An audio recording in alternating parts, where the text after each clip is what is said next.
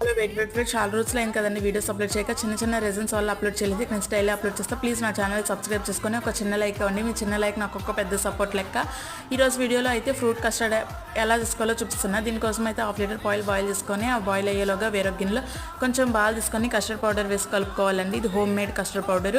దీని రెసిపీ నేను నెక్స్ట్ వీడియోలో అప్లోడ్ చేస్తాను.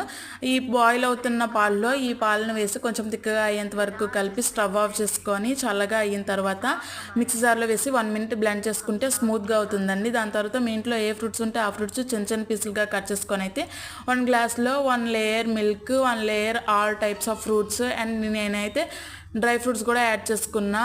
అలా లేయర్ బై లేయర్ ఇంకా మిల్క్ ఇంకా ఫ్రూట్స్ యాడ్ చేసుకోవాలి. లాస్ట్లో నేను కొంచెం సబ్జా సీడ్స్ కూడా యాడ్ చేసుకున్నా. టేస్ట్ మంచిది, హెల్త్కి కూడా బాగుంటుంది అందుకని చెప్పి యాడ్ చేశానండి. ఇది ఇలా మొత్తం గ్లాస్ అంతా ఫిల్ చేసుకున్న తర్వాత ఫ్రిడ్జ్లో పెట్టి 1 అవర్ తర్వాత సర్వ్ చేసుకుంటే టేస్ట్ అయితే కిర్రాక్ ఉంటుందండి.